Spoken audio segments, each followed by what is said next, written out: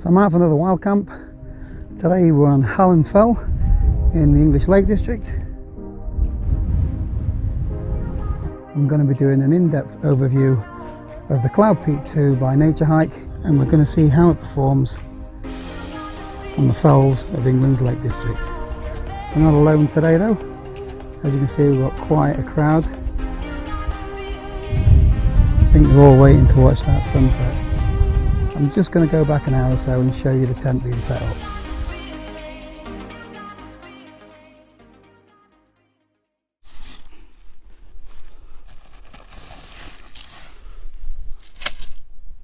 The tent didn't come in this dry sack. Everything came in one green bag, which looks something like this, and then all I've done is split everything down so it fits better into my pack.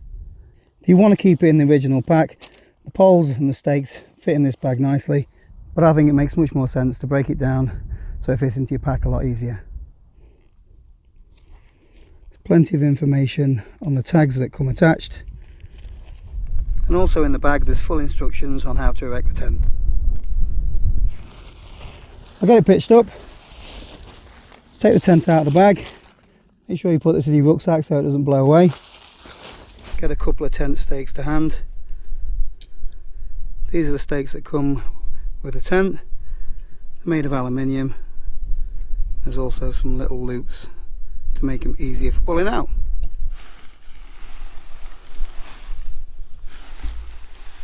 Put your first stake in just to secure the tent to make sure it's not going to blow away. I've got a few more stakes in.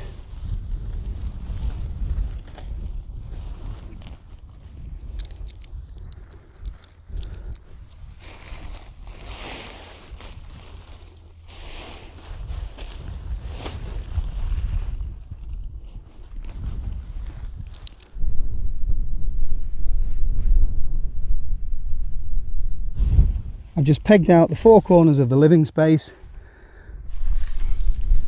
This also pegs the footprint down as well. Now I'm going to think about adding some poles.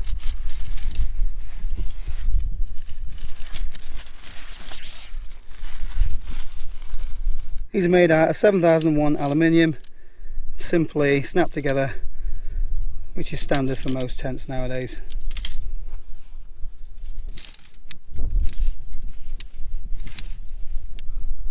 All three poles are the same length, and they have these little locating ferrules on the end which slot into these eyes in the corners of the tent. Each pole has a slight pre-bend in it, so I'm just going to lay the poles over the tent.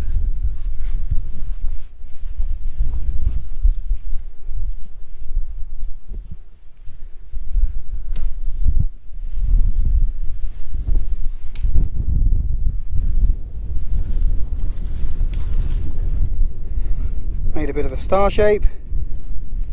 I'll lock the first pole inside the little slot and go to the opposite corner of the hexagonal shape and bend the pole up and then slot the other end in. But before letting go, I'm just going to put this first clip around the pole, and that gives it a little bit of structure. I'm going to go over to the other side and do exactly the same. That's now holding the tent pole in position. I'm now going to repeat the process on each side of the hexagon. So lock in, so just lock in the little ferrule inside the hole. In fact, I'm going to clip this one on already.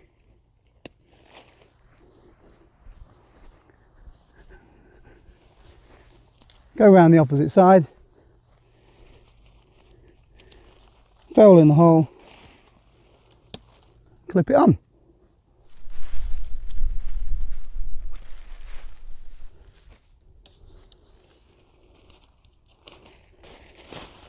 First clip in place. There we go. There's my hexagonal base. To finish the structure, just walk round and clip each one on.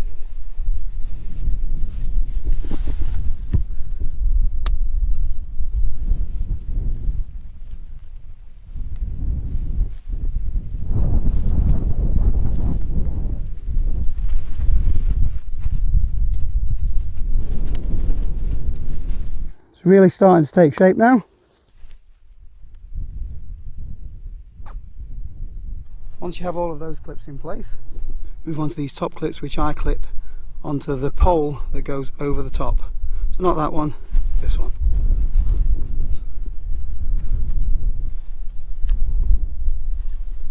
Same again, one over the top and the final one. So you can see all of those. Already the tent is really taut. It's only been held in with 4 pegs. There's 2 mesh panels in the top which give you your ventilation. There's a second. And to ensure the tent is fully waterproof, we just clip this on. It does go on a certain way, so to make it easier for me, I put a little bit of white string there and a little bit of white string there, so I know where it goes. So you put the hook through the hole. It's a little bit windy, as you can tell, so this is difficult, and it's just a case of fixing the top cover by putting each hook in each hole. Here's the final one. There we go. Tent's now sealed and the ventilation goes through here. The reason I didn't peg it out fully to start off with is that I want to be able to move the tent around so I get the optimum position. The great thing about this tent is it's fully freestanding, so you can pick it up and move it where you want. So I'm going to move it to where I get the best views from either door. I do need to be careful though, because it's very windy today. I don't want my tent going over the edge. I wouldn't be doing this if it was really blowing a gale. I'm just going to move the tent around. I have kept one stake in at the moment, as you can see. I'm going to take that out now. Move the tent about.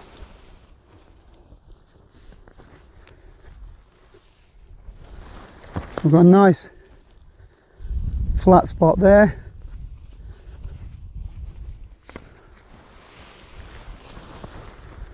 In fact, I like that one because then this door overlooks Ullswater that way and the other door overlooks that way. So now to peg it out, you see the loops here, they aren't adjustable. That might be something that I change. But so far I haven't felt the need to, because you can just add tension really easily. As you can see here, if you just pull on that, that yellow tape tightens up. So that stops you pulling the tent out of shape. And this last fella adds the final bit of tension and completes the hexagonal shape. The final step is to guy it out. I wrap this Dyneema guy line around the pole, over the top though, and that locks the pole and the fly in place.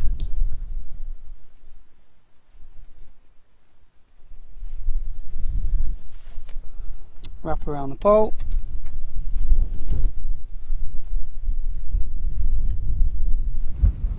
Each guy comes with a line lock, which to release, just lift it, and to tighten it, you just pull it up, and it's really easy to add tension. So that's all the guy lines tensioned up. There are a couple of tie outs on the other panels, let's just secure the tent that little bit more. Also lifts it up a little bit for ventilation. Everything's double stitched and the seams are fully taped. There's 2 doors, so there's one here which is facing that in the morning, and we have one at this side which is facing that view of Ullswater.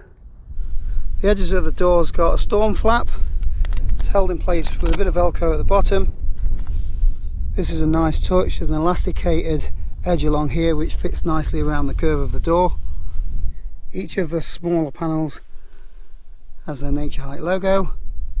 The Cloud-Peak is advertised as a 4-season tent, which I'm sure you can use in 4 seasons in the UK, but this gap at the bottom doesn't make it a true 4-season tent, as a heavy downpour of snow would definitely creep underneath there.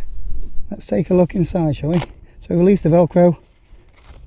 Every zip has got a piece of Dyneema, so you can easily reach it. The zips easily flow.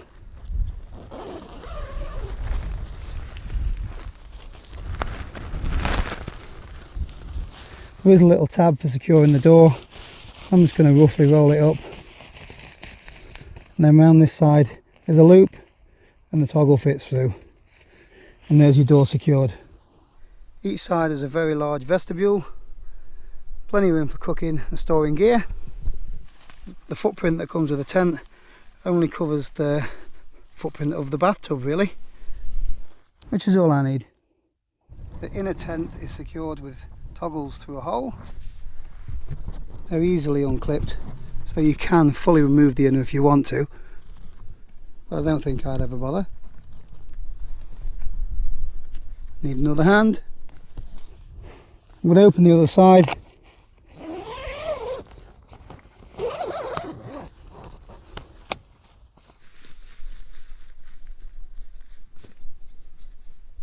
There's another Naturehike logo just on the edge of the bathtub.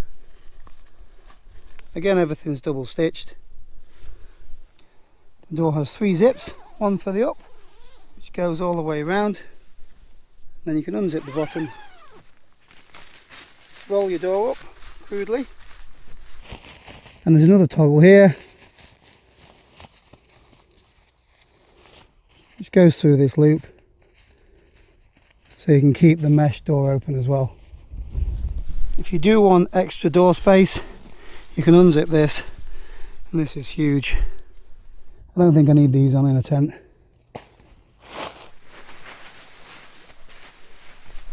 There is masses of headroom in this tent. There's also a little loop for hanging your lantern and a bit of elasticated netting to store your gear. As you can see, it's very bright inside, especially with that gorgeous sun coming through. The bathtub height is about 4 to 6 inches, and there's another little storage area there for your keys or your phone. Again, the stitching throughout is excellent. The zips can easily be undone from the inside.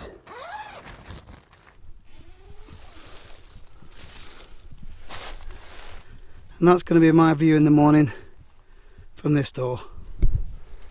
And the other door is just as good. You can see again how large the vestibule is. Very impressed with how much space you get inside this tent. As I mentioned, there's loads of headroom. It's the same amount of space across the full width of the tent. There's more than enough clearance between the inner and the outer of the tent. And if you just want a little bit of ventilation, you can undo the zip from the top. The Cloud-Peak is a 2-person freestanding tent with a geodesic design. The fly is made from 20 denier silicone coated nylon. It has a 4000mm hydroscopic head and all the seams are fully taped. The poles are made from aircraft grade aluminium, and all guy lines are made from Dyneema and come supplied with easy adjustable line locks. The sleeping area is 120 centimeters wide by 210 centimeters long. The pack weight of this tent is 2.5 kilograms, but you can get the trail weight down to 2.1 kilograms if you remove the supplied footprint. So all that's left to do now is to get my kit inside.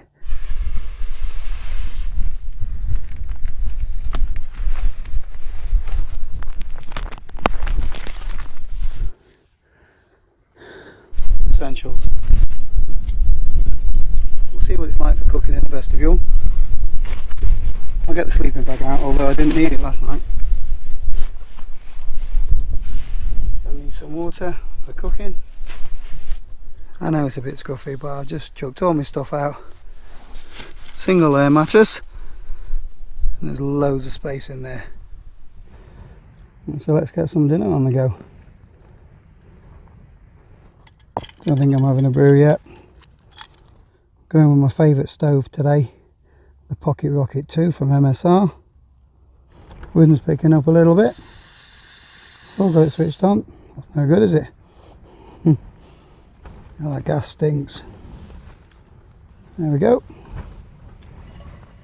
Outkit titanium mug. Because it's windy, Going to use a windshield.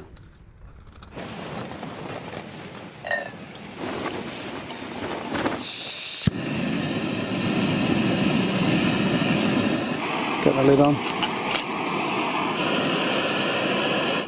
As you can see, there's acres of space for cooking in. I could remove the windshield if I wanted. There is a bit of a breeze coming from underneath that air vent though. I could drop that down. Today's food of the gods is chicken fajita with rice. Something to eat. So with all that fanning about getting the stove going, guess who's missed the sunset? There's a little bit of it left. Yeah, I'd say that's Betty.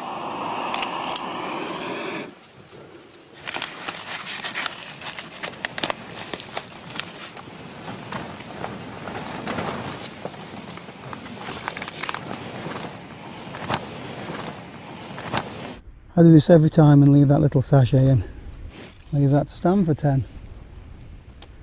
Now the breeze is starting to pick up a little bit now. As expected, tent's very solid.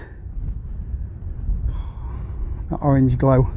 What's that film called again? Pitch Perfect? I think this is Pitch Perfect. Looks alright. We all know this sweet corn's not going to digest very well.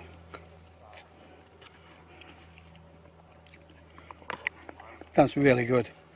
Very pleasantly surprised by that.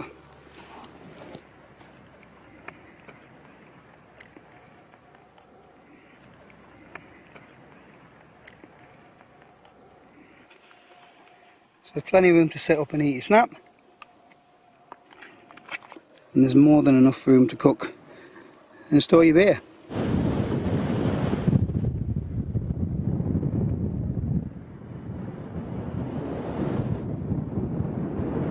So you come up on the hills for a little bit of peace and quiet.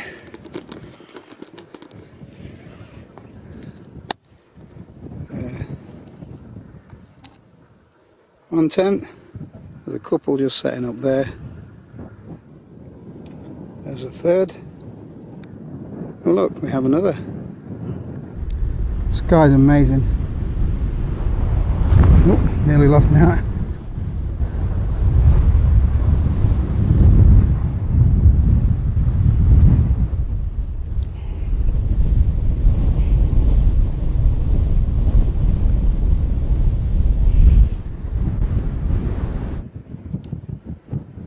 Absolutely loving the view. I've not brought my lantern, so I'm just going to hang the head torch.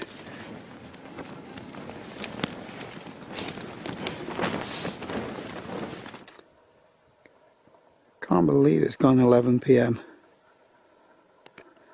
Look at that sky.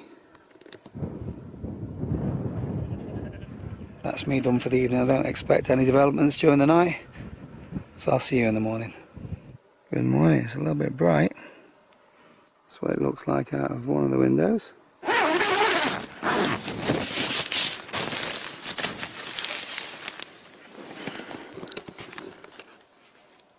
That's not too bad, is it? You can see a little bit of mist in the distance. So there was a fair bit of wind last night, but everything is still as taut as it was when I set it up. I'm very impressed with how the tent performed. It's a bit messy inside, but there's loads of room, as you can see. So I've got all my gear down one side. I was laid right down the middle, and there's still a foot to a foot and a half to the right hand side of where I slept. There's no condensation whatsoever.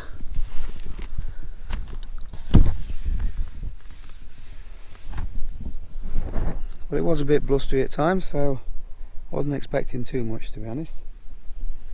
But it's very still this morning. Got both outer doors open. Just going to make my morning coffee and then we'll get this packed up.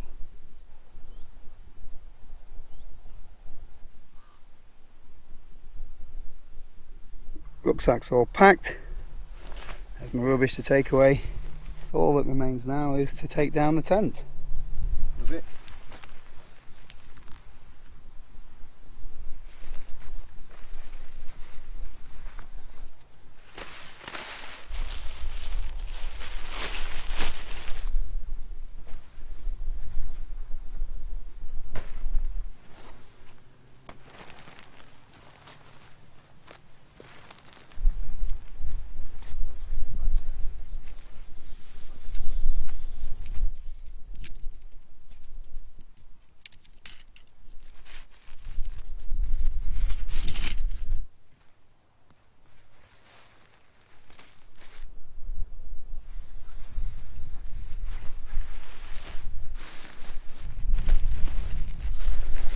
kneel on it a little bit, making sure that there's a gap for the air to be released. Now I've got a nice small package which can easily fit in my rucksack. I'll give you my final thoughts on the Cloud-Peak 2. It's a really good tent for the money. For those of you that know about good quality tents, you've probably noticed that the Cloud-Peak 2 looks remarkably similar to a tent made by a let's say it's a high-end tent manufacturer. And I think Naturehike have done a really good job of replicating that. The materials that they've used to make the tent are not going to be as tough as some of these really high-end tents. So I wouldn't expect the Cloud-Peak 2 to take a battering on Everest. But then again, this tent isn't priced for that market. If you're going to be doing an Everest summit, you're going to be spending top dollar. This tent's the perfect piece of equipment for someone like myself that likes to get up in the hills in England. I love the fact that the tent is freestanding, so I can move it wherever I want. Ventilation is really good, and there's a brilliant indoor living space, so if you go with a friend or you take your dog, this tent's perfect. It's performed really well on the few occasions that I've used it, and I was impressed with how it stood up to some of the winds on Hallenfell last night. There aren't many reviews of this tent on YouTube, but if you go and check out Stuart, aka the Scottish Wanderer, he's got a great channel which shows this tent being used in a few of his videos. So pop over there and give him a sub. I highly recommend you do your homework. Check out the reviews on Amazon. From all the reviews that I've seen of this tent, they're all 4 and 5 stars. So I'm not the only one that thinks it's a bloody good tent for the money. So if this tent is something that you'd be interested in, I will leave links in the description below for where you can pick one up, as well as links to some of the other bits of kit that I've used in the video. If you've got any questions at all, leave them in the comments below. If you enjoyed the video and found it useful, give it a thumbs up and don't forget to subscribe to my channel. Thanks again for watching, and I'll see you in the next video.